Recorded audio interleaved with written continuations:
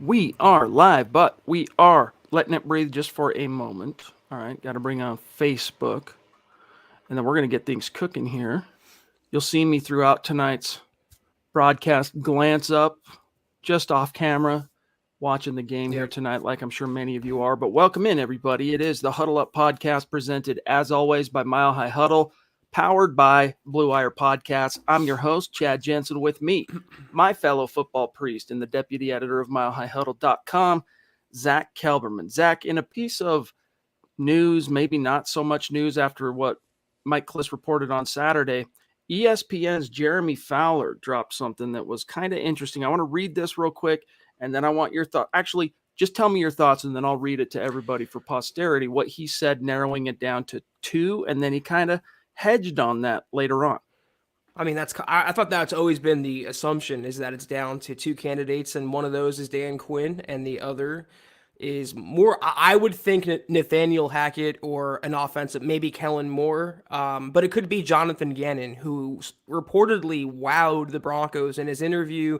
They love his leadership. Some around the NFL believe he would be a better head coach than defensive coordinator. I don't know how that works, but yeah, that's what Fowler's saying here. He's kind of piggybacking off Mike Kliss that George Paton spent today contacting the candidates who didn't get the job and informing them that they didn't get the job. So we don't really know who's in play yet officially. But what I was saying to you before, what Fowler says, his last line, this leaves room if they want to add a third. There's only one candidate that's still playing right now in a game. That would be Eric Bieniemy, the Chiefs OC. So maybe they're seeing how tonight's game shakes out, but I feel like if they're going off one game, that would eliminate Nathaniel Hackett and Luke Getsy for that matter, considering how bad Green Bay looked against the 49ers. But I still think it's going to be Dan Quinn, more than likely. Everyone is saying that. All the tea leaves are pointing to that, but the Jonathan Gannon news is surprising and quite frankly disappointing.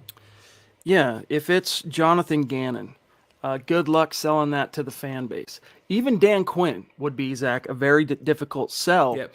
But I think from a PR perspective, you could get people excited if you nailed the offensive coordinator hire, which I would assume, like your article from last week, probably be like a Luke Getsy or something like that from a juicy offensive juggernaut type team that's getting a hand up. But still, even Dan Quinn, Zach, I feel like would not excite this fan base. It would not create that feeling within Broncos country that, you know what, when George Paton put a guarantee on himself that I promise you I'm going to get this right, it's going to ring counter to that if Dan Quinn gets hired. And that's not to take, Zach, anything away from Dan Quinn, because, you know, we've sang his praises on this podcast. We know he is a very, very good coach. We know that he is a well-respected players coach across the league. And we know that if he were to be hired by the Denver Broncos, he would come in here and he would change the culture. But then you get back into that same familiar kind of cycle of, you know, bumping up against your own limitations, which we saw him do in Atlanta after Kyle Shanahan left. Although, for what it's worth, Dan Quinn's offenses weren't as bad as perception would lead you to believe post Kyle Shanahan. But Jonathan Gannon, no. I'm sorry, dude. Like, I get it. He has been like just a dynamic dude in these interviews. But it's risky. It's too risky. Your last two head coaching hires, defensive guys, first-time head coaches as defensive-minded guys. You got to err away from that propensity to follow suit. I mean, it's just not smart for this team right now. To the point about Quinn's time in Atlanta, I know he gets a lot of flack for the OC hires, and much of it deserved, but he also had Matt Ryan in his prime. I mean, it's pretty easy to win when you have a player, and Julio Jones for that matter, and I think Devontae Freeman back then, all playing at optimum levels. It makes it easier on a defensive head coach, but at least from George Paton's point of view, you can sell Quinn as a head coach who has experience and who has been to a Super Bowl. How the hell do you sell Jonathan Gannon, who's had 1 year of coordinating experience in Philadelphia, and where did Philly rank defensively this season? Middle of the pack? Top, 16, top 19? Why would that be the choice? It's too Vance Joseph. Right. It's too Vance Josephian. I don't know how you would say that. Because if you can think back, I'm talking about Gannon here. think back to when VJ was the head coaching hire in 2017. Zach, he had one less than impressive year as a coordinator in the league, and he's doing it in Miami. All right, again, 2017, but he was just this dynamic dude that everybody thought, wow, in the interviews, this dude's going to be it. He's the next young up-and-coming guy. And oh, how he misled people on that front. It smacks to me too much of that same kind of VJ energy. And you think Peyton wouldn't go for that again? You think he'd look back on the Broncos 2017, 2018 seasons that were marred by Vance Joseph and would kind of go in the opposite direction? It's not my first choice, Dan Quinn. I mean, I could eventually get behind it, assuming, like you said, he nails the OC hire, whether it's Getsy, Mike McDaniel, another assistant around the NFL. If he hits a home run with the OC, I can get on board. I would not at all get on board with Jonathan Gannon. I still trust Peyton to make the right call, but that would, as I mentioned on KK earlier today, and I appreciate anyone who joined me on that, it would take a lot of the luster off of the George Peyton bloom if he went with Gannon, and to a lesser extent, Dan Quinn. All of Broncos country, or should I say 90%, and you guys can vouch in the comments for me, they want an offensive coach. They want to go against the grain for once, and they have a nice pool of candidates. Chad, the next time you look for a head coach, they might not be this deep of candidates. I mean, every single major offensive coordinator or those who have a hand in the best offenses in the league, those are the people that they can pluck from. And you're going to choose either a retread defensive mind or a first-time head coach who led one of the more middling defenses in the NFL. Peyton would be on notice from that point forward if you take that much of an extreme gamble and go with Jonathan Gannon. Well said. Let's grab Christian real quick, and then I want to circle back to the topic of Mike Kliss carrying some water for the Broncos in the event of an eventual Dan Quinn hire. I'll explain to you what I mean by that. But first, let's grab Christian De Jesus. Good to see you, my friend. Thank you for the super chat. He says, do you expect Nathaniel Hackett to get a second interview and get hired on the spot by the Broncos in the coming days? So you don't get a second interview and then get hired on the spot. The thing I would say here, Zach, is are there going to be any second interviews? Yeah. And if so, who's it going to be? Nathaniel Hackett, I would be shocked. Like, let's just take what Fowler said earlier today on face value. If it's down to two guys and then he hedged and said a few, whatever, let's say it's two. I'd be shocked if it's not Hackett and Quinn. Well, there's also the matter, and I wrote about this for Heavy earlier today, that Dan Quinn has an interview tomorrow with the Giants. And why that's important is because he's from New Jersey. He had a Lawrence Taylor poster on his wall as a kid, Dan Quinn. Be a homecoming, and I think he'd be a great fit for that culture with the Giants. That's who they need. So it might be a case where George Payton is waiting to see if he takes that job, and if he doesn't, he would offer Quinn the job. But in my mind, based on how well Nathaniel Hackett interviewed reportedly, it's got to be him and Dan Quinn. And Dan Quinn should, for now, remain the favorite to get the job. I just take it as an omen so strong that you risk literally looking that gift horse in the mouth, that Nathaniel Hackett referenced Step Brothers when he had the opportunity to interview with the Broncos and his quarterback's coach. Like, to me, that's the universe, man. The football universe is beating George Payton over the head with a 2x4. But check this out, Zach. So again, this to me smacks what I'm about to read. Where to go? Smacks of Mike Kliss carrying some water for the Broncos in the event Dan Quinn gets hired. So in this article yesterday, Kliss, God bless him, reached out for comment to the former, boss of Dan Quinn / partner, Thomas Dimitroff, the GM, the longtime GM of the Atlanta Falcons. And here's what he said, quote, this is Thomas to Kliss, quote, there have been people who have had second chances who have done unbelievable stuff. All right. Well, Wow. that's not what a strong endorsement. I think Dan can be a Super Bowl championship winning coach. Knowing Dan, George's personality would really jive with Dan. I want to say there's one more. Let me see if I can find it. Maybe not. But either way, he's not wrong in that a lot of the most successful coaches are second go-around guys, at least in Bronco canon. I mean, with the exception of Dan Reeves, Mike Shanahan, Gary Kubiak, John Fox. I understand that. I really do. In the case of Dan Quinn, though, I'm too nervous about, would he know what he's doing offensively? It would be a different animal, Zach, if this was like John Fox circa 20, similar to John Fox circa 2011, where he came in and it was a no quarterback team. They didn't have a proven entity under center, but got lucky 1 year later when Peyton Manning came here. When Peyton Manning came to Denver, that kind of saved the tenure of John Fox. Dan Quinn doesn't have that, and there's no guarantee he would get that, whether it's this offseason in the form of an Aaron Rodgers or Russ Wilson or next season. I think if you're going to hedge on the worst case scenario, if you're George Payton and you go, look, the next guy we bring in, Zach, he's got to be able to help us find and develop the next franchise quarterback for this team. Who's going to give us the best chance to do that? It's not Dan Quinn. When's the last time the Broncos won a championship with a defensive-minded head coach? I mean, it's just follow the, I don't want to say it, follow the data, follow the history and get with the current times. I mean, you have a chance to really reset the franchise and quite quickly. They have a playoff caliber roster, and if you nail the coaching hires, and they'll make everyone better, including the quarterback, whoever that may be, you have a playoff team. But I think you'd be regressing by going with Dan Quinn. If that's the best that Dimitroff can say about him, he could be as, notice what he said, Super Bowl championship winning, because he blew it 28-3 the only time he got there. And I feel like if you can't get it done, then if your team is so mentally soft they would blow the biggest lead in Super Bowl history, when you have Scott even put it in the side chat. Chad, he also had Calvin Ridley, but they had Matt Ryan, they had Devontae Freeman, Julio Jones, all playing in their primes. If you can't get it done then, you can make the case that would Dan Quinn get it done in Denver? I have my doubts. There's no Matt Ryan in his prime waiting here. There's no Peyton Manning coming around the corner in a year, or at least that we can tell with the odds are next to nil, right? Clado Tornado, what's good, big dog? He says, what's up, dudes? First off, thanks for following me, Chad, on Twitter.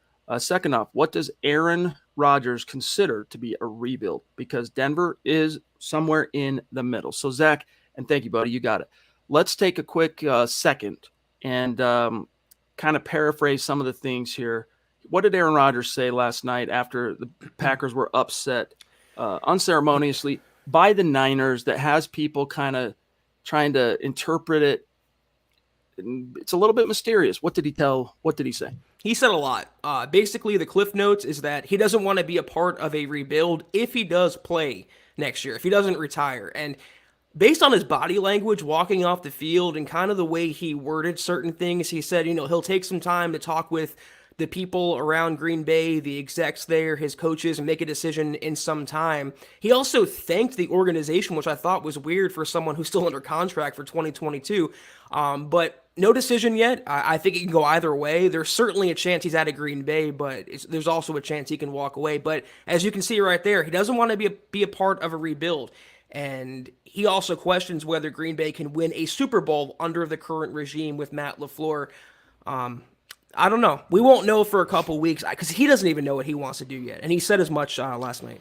The shock is still, last night anyway, was still fresh. Here's a little bit more. Quote, I did not think we'd be talking about this after this game, but, I'm going to take some time and have conversations with the folks around here and then take some time away and make a decision, obviously before free agency or anything kind of gets going on that front. But it's fresh right now, shocking for sure. I haven't really let the moment sink in. So Aaron Rodgers, back to the topic of the super chat here, Zach.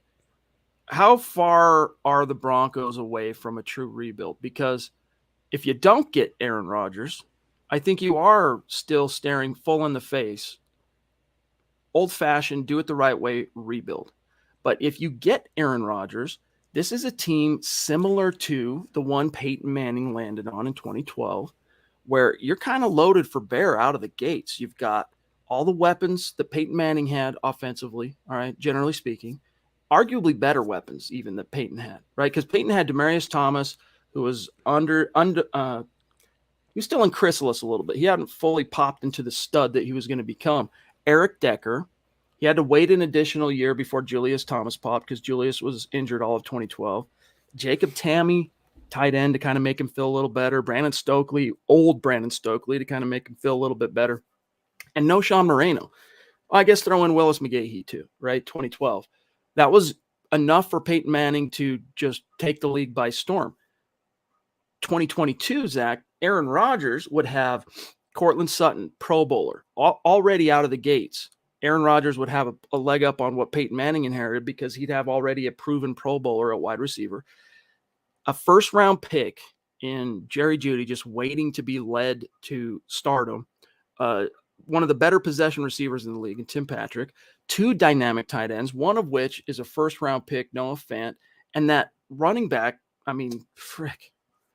Pookie Williams. So I think this is a team that with Aaron Rodgers, and look at what the Broncos have on defense, you get the right head coach, namely the guy who's been coaching him in Green Bay on offense for the last little bit, and you could go from 0 to 60 pretty dang fast. It's not a rebuild in Denver if you're looking at it from Aaron Rodgers' perspective. People really underestimate the effect that coaching can have. When you have Jimmy Garoppolo in the NFC title game and Garoppolo, who's already been to a Super Bowl, you don't really need an all-star quarterback. And my point in saying that is the Broncos aren't that. They're closer to contending for a title than I feel like they're closer to a full-scale rebuild. They have the number 1 or whatever, number 2, number 3 scoring defense. They have stars everywhere on that side of the ball. On offense, you mentioned the supporting cast. You put better coaching than Vic Fangio and Pat Shurmur and a better quarterback than Teddy Bridgewater and Drew Lock. This is a double-digit win team, easy. I don't know that Rodgers meant that about a suitor like Denver or more so about Green Bay. What they have going forward, stocking the cupboard wise. They have Jordan Love at quarterback. I don't think he's a franchise guy based on what I've seen. And I think, honestly, I think Rodgers has questions about the coaching with Matt LaFleur. I don't think that he thinks that LaFleur can win a Super Bowl as it currently stands. It's questionable. It obviously is questionable. Let's grab the update here on where we stand on Facebook. Our goal in the month of January is to reach 250,000 stars. When we do, we are going to raffle off a Broncos jersey of the winner's choice. We're at 63%, so we got a little ground to cover if we're going to hit goal. And the only people in the running for that raffle are obviously those who contributed to the goal. And Facebook makes it easy on us, Zach, by keeping track of that. Jacob Foster, going to have the most tickets in the hat if it were to end today. Michael Ronquillo, Rodney Garcia, Miguel, Doug Raquel, Travis Weber, Shane Daniels, Andrew Baker, Peter Middleton, Jermaine Daughtry, and then guys like Tarbox, Mark Schrader, who's relatively new to our community, at least as a supporter, Josh, etc. So appreciate each and every one of you. Let's grab David Kilgore, a longtime Super Chat superstar here at MHH. It's great to see you, my friend.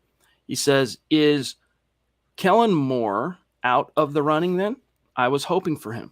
Well, Zach, if we go back to the Mike Kliss article, he obviously centers the 2 kind of leaders in the clubhouse on Quinn and Hackett, but then kind of the best of the rest to plausibly sell it, I think, to fans that, look, we're still considering about half the people that we interviewed. He included Gerard Mayo, Moore, and Gannon. So we've already basically talked about why Gannon be very concerned, very risky move for the Denver Broncos. Gerard Mayo is a guy great as a defensive coordinator hire. That's the next thing for him, I believe, Zach. But where do you think things stand with regard to Kellen Moore? Yeah, I don't think he's in the running. I'm not sure that I see a full 3 sides of the ball leader of men head coach in Kellen Moore, and especially for what George Payton's looking for, the leadership aspect and I think the vocal ability to reach all players no matter the side of the ball. I don't think Kellen Moore has that. And as close as I am to the Cowboys, I haven't heard much from Kellen Moore's interviews or interest in him. I think he's going to stay in Dallas for 1 more year. If there's a coordinator that's going to leave, it's going to be Dan Quinn. So the third guy in this running, if there is a mystery third behind Dan Quinn and presumably, as they missed the extra point in Kansas City, presumably Nathaniel Hackett, it's got to be either Gannon or someone like Brian Callahan, who's doing a great job right now in Cincinnati, or maybe even Kevin O'Connell, who's doing a great job with the Rams. It's so cool that the Bengals, man, two playoff wins, going to the AFC title game. And Callahan, interesting guy, but not among the names we're hearing from the mouthpiece. Travis Weber, good to see you, big dog. He says, good evening. I came across but did not read an article talking about Elway and Ellis having their hand in Peyton selecting our new head coach. Any truth to this? So here's where the kernel of truth that has ignited probably some weird rumors. We learned now only one of these interviews was done remotely. Everyone, with the exception of Brian Callahan's interview, were in person. But whether it was an in-person interview, Zach, or as Callahan's was Zoom, when the Broncos, interview committee showed up, they would turn on a lappy, and their observing would be through Zoom, John Elway and Joe Ellis. All right. And not just to observe, but at the end of the interviews, if the candidate had any questions for those two in terms of future ownership, what's going on with this, that, or the other, they were there to make themselves available. That's it.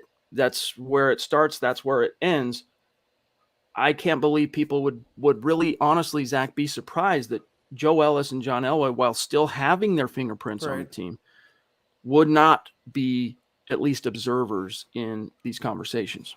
John Elway is still technically employed by the Broncos, as far as I know, so he's going to, I think, be involved as much as he can. Dude, sorry to cut you off, but here's what's weird about what you just said. President of football operations, right? Like you go, wait a minute, we're talking about the top football executive in Denver. In Mike Kliss's article yesterday, he referred to CEO Joe Ellis, and get this, football consultant John Elway.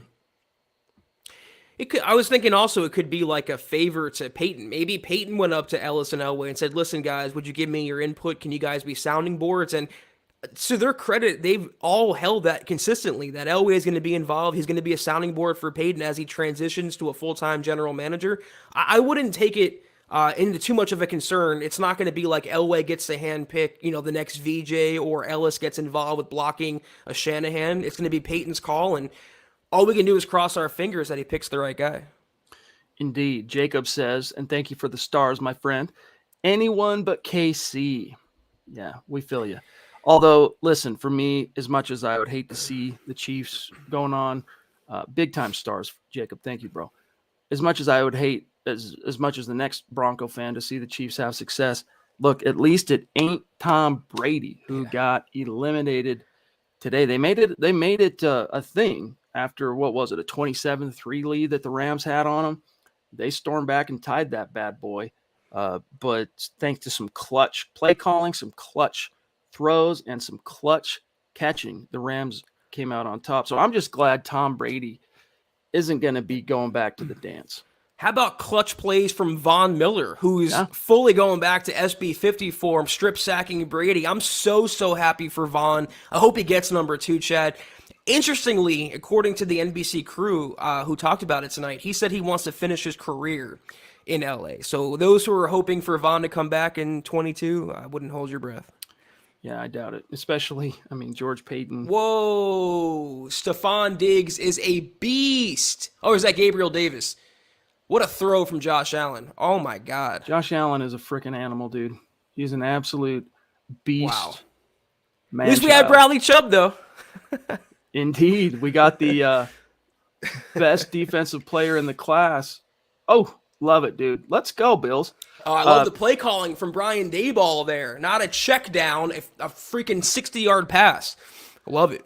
Ryan Slavic, thank you for the super chat. He says, I say let's go all in on Aaron Rodgers.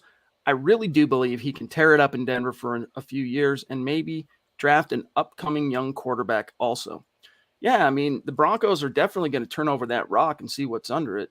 But now, the unfortunate thing about any kind of prospective trade, y'all, is the Broncos are out of the driver's seat. Like, they can drive it in terms of offering the most than any other potential suitors if they want, but Aaron Rodgers has to want to come here, right, and then the Green Bay Packers have to be willing to trade him. So it's just so many things outside of the control of a George Payton that's just not a chicken you count till that egg is hatched. The third component is that Payton has to want to make that trade, and I don't really think he's going to surrender 3 first-round picks potentially for a 39-year-old quarterback who hasn't gotten it done in MVP seasons back-to-back, bounced out of the playoffs. So I don't see Aaron coming to Denver. Even if they hire Hackett and Getsy, I don't see it after what happened last night. Could be wrong. Boggins. It's great to see the Boggenmeister. What's up, big dog? He says, offense or defensive-minded, it doesn't matter. Great head coaches have their hand in everything. Kubiak, offensive-minded.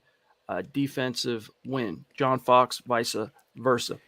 I mean, I see your point. I really do. Right. So then it comes back down to, do you trust Dan Quinn to be able to do what Gary Kubiak did, as an example? Right.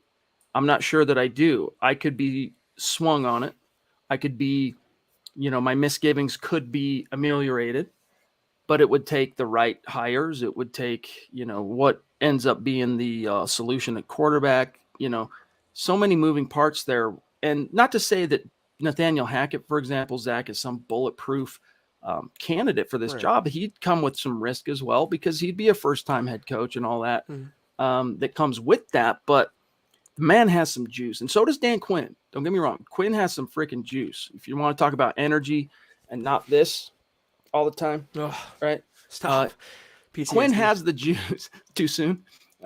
Much. But Hackett, dude, I think Hackett is a guy that, again, who's got the skins on the wall of a QB developer.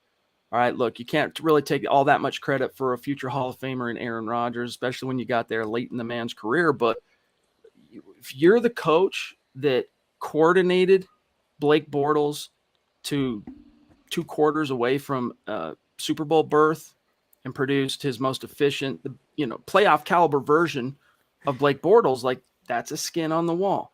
Eric Bieniemy, a little bit closer to the whole, Aaron Rodgers thing in terms of, hey, he's got a future Hall of Fame probably guy that he's been lucky enough to just be employed to coach, but not quite so. I wouldn't say it's quite so black and white, because Bieniemy has been there from the beginning to help develop Patrick Mahomes from being a very raw first-round prospect that had to sit on the bench for a year to becoming the tour de force that he ultimately is now.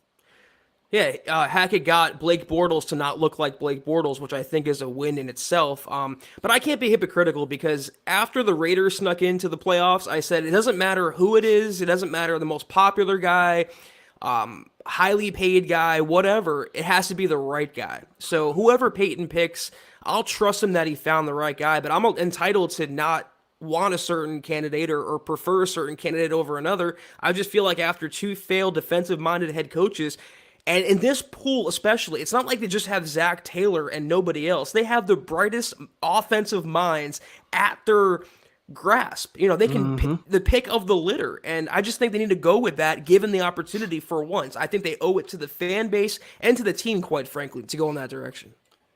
Scott, I'm going to grab Miguel here, and then I'm going to grab this one at 619 from Leroy.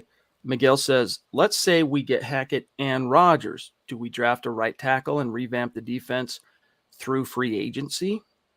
Who are the edge rushers in free agency? That's what I want to know. Because if they get Rodgers and Hackett, you got to protect him, though. It won't matter who's your quarterback if he's on his back the whole time. So you got to invest in a premium right tackle. I don't care if it's Locke starting, Rodgers, Teddy Bridgewater, Kenny Pickett. You got to solidify right tackle. That's got to be a priority. It could go edge as well. I just don't know who's on the open market if I had that in front of me. Well, let's take a quick look. And by the way, Leroy, I don't take this lightly, my friend. He says, been praying for you, bro. Welcome back. Thank you. Really appreciate that. I could feel the prayers. I could feel the positive energy and juju there. So thank you, my friend. Thank you. Cece says, Randy Gregory that would be the guy in free agency for me. Here's a list of names. I hate using Spot Rack, whatever. What a weird name. Because their site bogs down my browser. So I'm going to make this very, very quick. All right. What is Tyreek Hill doing? Dante Fowler, unrestricted. Calais Campbell. Now, these are defensive ends. All right. Jason Pierre-Paul, Akeem Hicks, Jerry Hughes, Mario Addison, Jadeveon Clowney, Emmanuel Ogba, William Golston, Takaris McKinley, Solomon Thomas, Derek Barnett, Ryan Kerrigan, who's nobody here, freaking old. Justin Houston, old. Let's see here. Let's look at outside linebacker. Well, edge update. Please don't crash my browser. Vaughn at the top. Nah. Chandler Jones, who's even older, if I'm not mistaken. Dante Fowler. Calais Campbell. They can write that wrong from 2017, whatever it was. But freaking Cardinals. These are all the same names, basically, after you get past Vaughn and Chandler Jones and whatnot. So edge is a big problem. I think with a Hall of Fame quarterback type guy, all right, a proven franchise guy, back to that last super chat or question, I think you can get by with saying we're going to draft somebody or whatever, spending a little less money in free agency, or even seeing what you have in Calvin Anderson or whatever. If it's Aaron Rodgers, if it's a first round or if it's a rookie quarterback that you're going to be thrown into this mix, then that changes the equation. Kilgore again, DK. If we get Dan Quinn, does that pretty much guarantee we go after Russ Wilson at quarterback since Quinn is from Seattle? No, it doesn't guarantee it. I think it would increase their odds. But we talked about before, it's not like Quinn was personally coaching Russell Wilson, two sides of the ball. And also, it goes back to the Rodgers topic. Seattle has to want to trade Russ, which I don't think they will. And Broncos have to want to acquire Russ and give up how many first-round picks and take on his contract. That's a big investment. I will tack on to the previous point, though. If they do hire Dan Quinn and land Rodgers, Gregory would be the no-brainer to follow him from Dallas. He's broke out this year under Quinn's tutelage, and that's the guy to go after. If you're going to pursue an edge guy, with that being the open market, Chad, a bunch of old has-beens and Von Miller and Randy Gregory, I'm taking my chances on Gregory. The Broncos are going to have cap space. I mean, $50 million as of right now, before trimming the fat, restructuring this and that. They're going to be able to have some money to play around with. If they want Gregory, they can get Gregory. Mos Def. Let me pull up this. I don't remember who mocked. I think it was Daniel Jeremiah. Yeah. Daniel Jeremiah mocked Pittsburgh quarterback Kenny Pickett to the Denver Broncos in what is his first mock of 2022. Zach, what would your thoughts be of the Denver Broncos using the 9th overall pick to take the first quarterback off the board? I wouldn't mind Kenny Pickett. I wouldn't mind him in the first round even, but I'm trading down and acquiring a quarterback from this year's crop. There's a small hands with Pickett. There's some, I think, character concerns. And I think he's going to go to the Steelers. I mean, he's from Pitt. He trains in the same training center as where the Steelers train, so it's just a perfect scenario for him.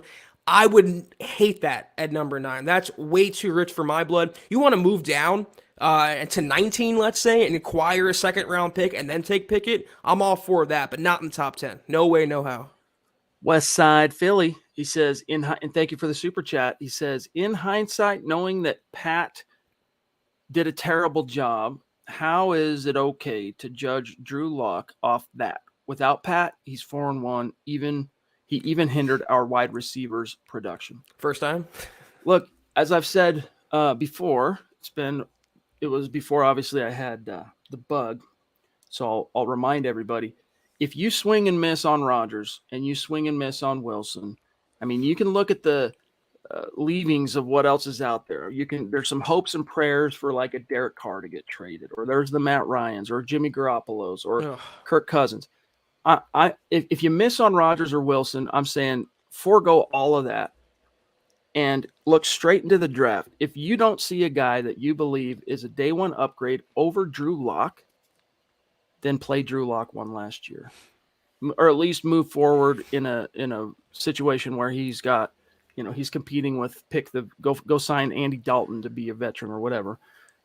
If it's Nathaniel Hackett as your head coach, Zach, I could trust that a lot more than if it were to be Dan Quinn, because guys, even though the Broncos have trade capital and draft capital and free agent dollars and all that stuff, there is no guarantee that they're going to get a quarterback that they want in terms of the trade market, free agency, and or the NFL draft. Because if the draft is anything, Zach, it is unpredictable. And that's even if they completely fall in love head over heels over one of these signal callers, which I'll believe when I see.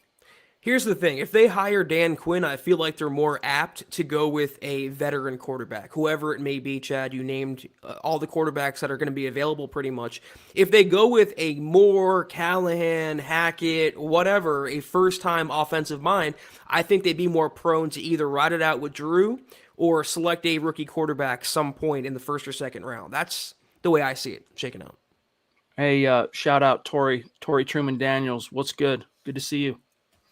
Phil McLaughlin in the house, coming in late. Glad to see you back. Chad, go Broncos. Thank you, my friend. Thank you. Water off a duck's back. I'll tell you, the biggest thing for me is it leaves you tired, like really tired. Even after all other symptoms are gone, just like tired, dude. Like no energy. And if you do get a little burst of energy, it fades quickly. What I have found is I have to be very, very on point with making sure I'm getting my calories in me, or else I feel it. But thank you guys. Chad, now that you're talking about that, and, as I've wished you off camera, I'm very happy that you're feeling better and back on the podcast.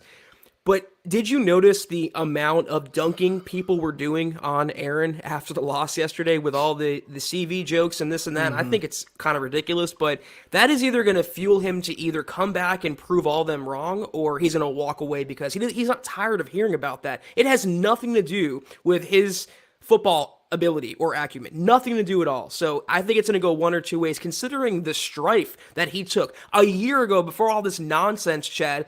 Everyone loved him. He was universally respected as one of, if not the NFL's best quarterback. And now people are celebrating his defeat all because of a personal choice. So one of two ways for him. I feel like. I don't know, man. Seeing how he has comported himself since, I'll just throw out there, the controversy came into the public arena. Punching back through these sit-down podcasts on Pat McAfee's show in his own way. I don't know. I don't think he's going to go quietly into that good night. I think he's going to continue to play. Although at a certain point, it's like, why do you continue? You got more money than you'll ever need. Go enjoy the rest of your life, whatever. But Hall of Famer. Something, yeah, you're going to the Hall of Fame. But these guys, they have that fire, man. They've got that burning inside of them. Beto Garcia jumping in. What's good? He says, should the Broncos seriously start thinking about trading Bradley Chubb? And what could you get for him? Zach, what are your thoughts? Oh, God. What would you get for Bradley Chubb right now? They'd be lucky to get a third-round pick, I feel like. Take away his draft pedigree, it's what have you done for me lately? And as the 5th overall pick, Chubb has been a massive bust. For the 5th overall pick, he should be Von Miller in his prime, wrecking games week in and week out. He's done anything but that. Tough injury luck, but not the dominant player I think the Broncos thought they were getting. And in hindsight, taking him over Josh Allen was a blight, I think, on Elway's resume. I think he has more value to the Broncos on the roster than he would for a measly 3rd or 4th round pick. They're not going to trade him. They picked up his 5th-year option. We just have to hope and pray he stays healthy and realizes that potential that he flashed as a rookie. And that's part of the equation, by the way, is you go, well, look, bad luck on the injury front. Well, when you get back to what's his value, what could he command in a trade? That's another thing that's going to hurt his value is NFL teams don't, just like the Broncos, Zach, they don't know if Bradley Chubb, if they pay to acquire him through the nose, if he's going to be on the field come mid-September. So for what it's worth. Rob jumping in. Thank you, buddy. Bucks Bond. I like it. Play on words. Oh, here we go. Come on. Man, Josh Allen. He's incredible. And that's another thing that's so egregious about the passing of Broncos passing on Allen is this was a cat literally in Elway's backyard. And the Broncos had a lot of scouts up close and personal monitoring Josh Allen as a prospect at Wyoming. And man, you got to believe he rused that. And what's ironic about it is of all the giraffes and whatnot Elway has drafted, with the exception of like Drew Lock. It's the one he passed on. Josh Allen's the one that frickin' actually is the most like him. Yeah. In terms of the quarterback, definitely more of a bruising, running back type guy than Elway ever was. But that arm and that big physical prowess, that athleticism, it's very Elway-esque. They wanted Sam Darnold in that draft, though. So if he would have taken a quarterback, it would have been the wrong one in hindsight. And for the same reason he wouldn't have worked out in Denver is the same reason he's succeeding in Buffalo. Coaching. I hate to say it, but look at his first couple years and look what he's done since under the tutelage, under the wing of Brian Daboll. It makes all the difference. It turns decent into good and good into great, as far as I'm concerned. And why Brian Daboll was not even considered in Denver, I'll never understand. But Rob also wanted to know here, what are the thoughts on the best right tackle in free agency? Pull him up. Let me see here. Offensive, let's go right tackle, update. All right. Let me just say, though, I wouldn't mind bringing back Bobby Massey on a one-year deal. I don't think he was terrible. So a short-term contract, low guarantees, I'd be all for that, if only for depth. All right, here you go. Right tackle. Trent Brown, Jermaine No Ifedi, Morgan way. Moses, Mike Wow. Remmers. Well, I think I'm behind you barely. Watch this catch by Gabriel Davis. Watch this throw on the run. He got feet down too. Wow. Is that a Allen catch? drops back, goes I don't know if he right, had possession, but that's a hell of a pointing. throw, hell of a catch. Boom, bam. Yeah. Looked like he was bobbling it. How nice it would be to have that playmaking ability in Denver. Yeah, we got Pat Shurmur instead. Anyway, Morgan Moses, Massey, Dennis Kelly, Tyneshki, or pardon me, how do you pronounce that dude's name? Inseki. Inseki, thank you. Yeah. Josh Wells, Alex Kappa, Mitchell Schwartz. That's your list of straight right tackles. Ooh. There's a couple names on that list I wouldn't mind bringing in. Dennis Kelly being one of them. But it's pretty underwhelming, Zach. Yeah, that's another has-been kind of list. And that's why I'm saying stop getting by on the retreads and everyone else's garbage. And I say that politely. Just get a blue chip right tackle. Doesn't have to be in the first round, but don't wait until the 5th or 6th or 7th round. Use one of your premium picks to shore up that spot and maybe bring back Bobby Massey as insurance. Travis Weber again. He says, for some reason, I feel Peyton will be looking at Cousins, Matty Ice, or even Marcus Mariota. I'm starting to think the Rodgers-Wilson thing is going to be a far stretch. It's always been a far stretch. Right, exactly. For what it's worth, it's always been a stretch. I mean, teams are just very, very reluctant to let future Hall of Fame dudes, proven franchise guys. I mean, why would Seattle want to suddenly make themselves the Broncos? Why do they want to suddenly rob themselves of the linchpin cornerstone position, and who knows how long that search will last you. I mean, look at Seattle, for example. They wandered the franchise quarterback wilderness. I mean, if you want to call Matt Hasselbeck a franchise quarterback, I'll do it with you just for the sake of this. We want the ball, here. We're going to win. Psych. Psych. All right. I'll go there with you just for the sake of this conversation. No, I can't, dude. I can't go there with you. He was a stopgap type guy. Jim Zorn? Was Jim Zorn the last true franchise guy maybe that Seattle had under center? I mean, they wandered that desert a long time, and now they want to go and in one fell swoop put themselves right back in the middle of the Mojave. No, thank you. I don't see that. And with Green Bay, it's a little bit different, Zach, because there are these extenuating interpersonal circumstances and grudges between the quarterback and the team brass that could lead to that. But I haven't heard of any kind of real, emotional beefs that exist between Russ Wilson and John Schneider or anything like that. So I'm more inclined to see Aaron Rodgers hit the bricks than I would actually Russell Wilson, but we'll see. Yeah, I just think, and this is my own opinion, so feel free to trash it if you want. I don't think he's going to be the same Russ Wilson as we saw 5 years ago. I think his prime has passed, and still a very good quarterback, but not worth giving up 3 first-round picks for. You brought up the Broncos in comparison. That's a great point. I want to tack on one more to that. I think they're going to be like the Broncos in the sense they run it back with the GM, they run it back with the head coach, they run it back with the quarterback for one more year. The incumbency, sound familiar? What the Broncos went through this year. Doesn't work out, they rebuild, get rid of everyone, but my money right now is on Russ coming back to Seattle. Manny, it's good to see you, my friend. Thank you for that. Super. He says, what have you guys heard about Rodgers' leadership in the locker room and on the field? What I have heard is that the external... Wow. Wow. Tyreek is just too good. The external view of Aaron Rodgers on the leadership front is vastly different than how he's actually viewed by his teammates. And just like going back to what you brought up, Zach, with the controversy earlier this year relative to the virus, all that stuff, there was much more made about that from outside the building and how he sold his teammates short and betrayed them and all this stuff, right? Than how those teammates themselves actually felt about what happened. So Rodgers' leadership has been questioned at times. I'm not going to pretend as if he's got some, bulletproof resume. There have been questions long predating Zach, the virus era in the NFL. But I think it's much ado about nothing, and the Chiefs are set up on the freaking 16.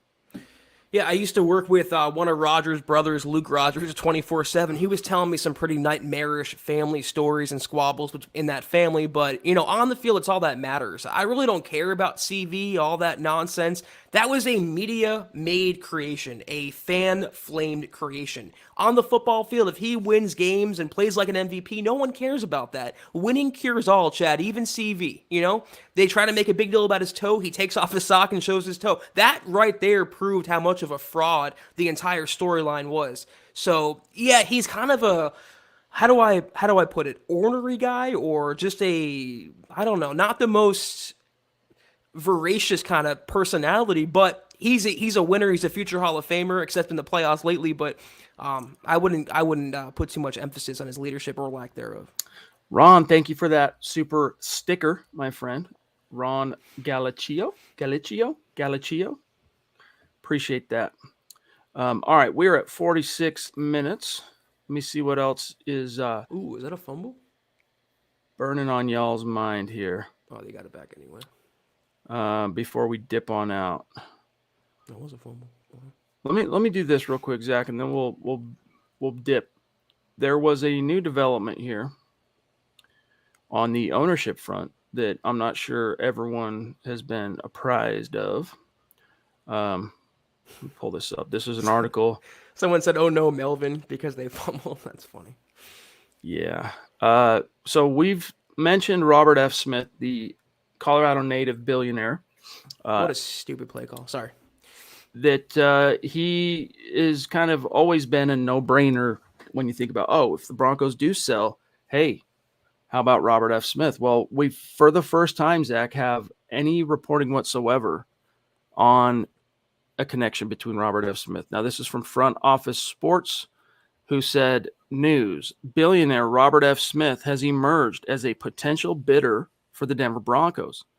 The Denver native is one of the country's richest individuals and could become the NFL's first black majority owner.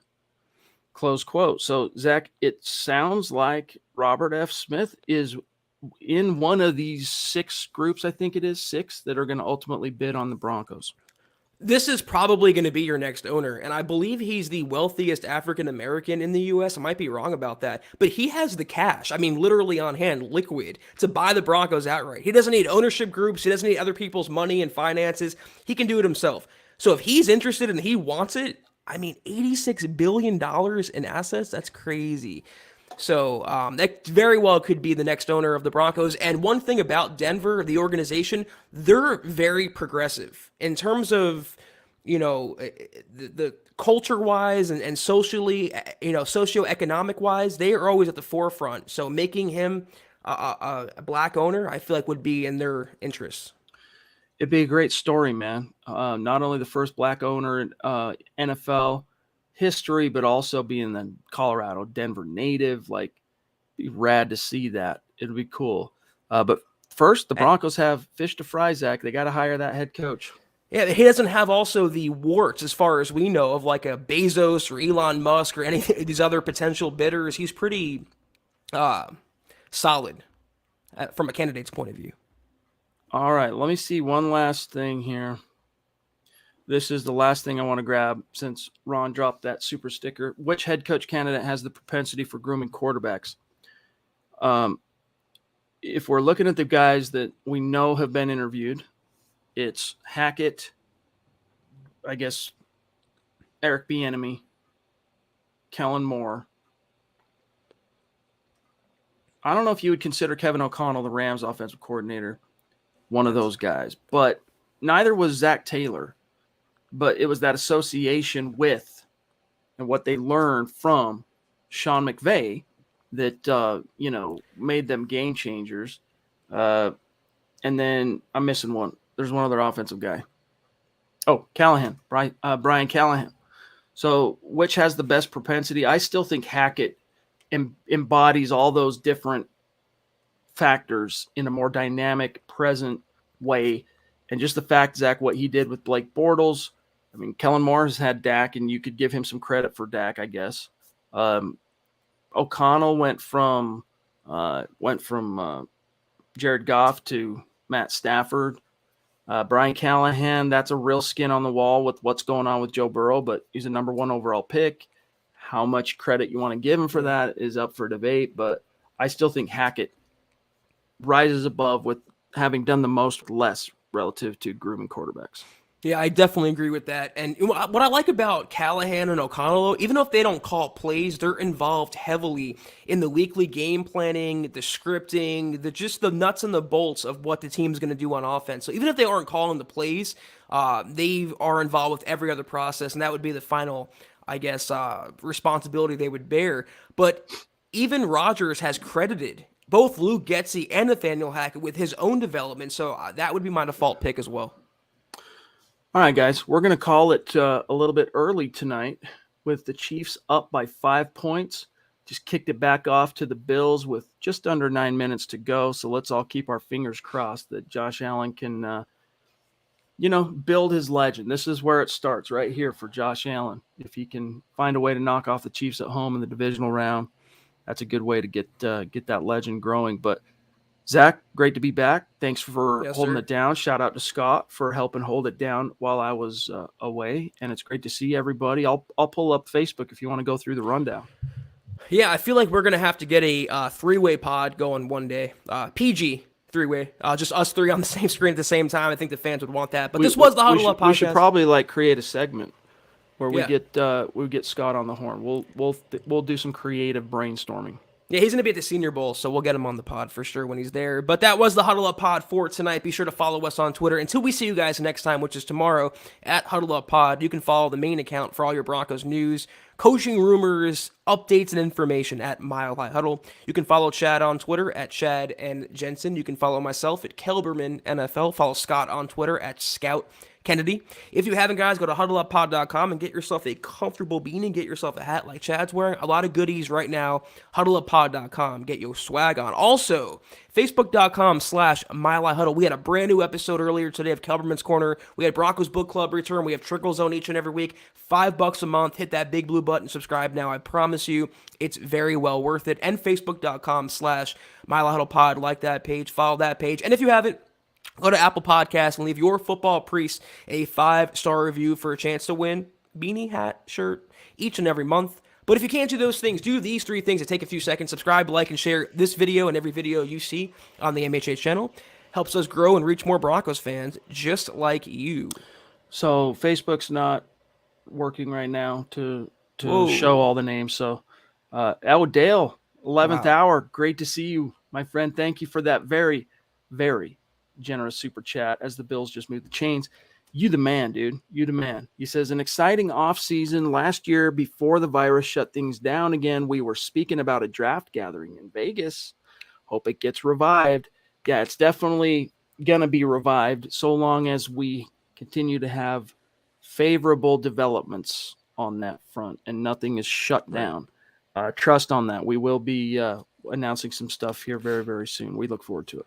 Yeah, we're hoping to do a couple, multiple meet and greets and tailgates this year, so stay tuned for sure. But yeah, the plan was to rent a conference room at the hotel, the casino. We had everything set up too. Hang out, similar to what we did at the tailgate this year, week 3. And so we'll be looking into doing that again, but just a different setting, right? It won't be outside of a game. It'll be outside the draft. It'll be fun. But yes, Dale, look for an announcement on that front in the very, very near future, my friend. And thank you for that super. We're pulling up Facebook. It's not working. Oh, okay. All right, guys, that's going to do it for the Huddle Up Pod tonight. We'll be back on tomorrow night, same time, 6 o'clock Mountain, 8 o'clock Eastern. Is Broncos for breakfast tomorrow morning? I can't. Yes, It is. Broncos for breakfast in the morning. Be sure to check that out with Scott and Nick. And until we see you guys next time, take care. And as always, go Broncos.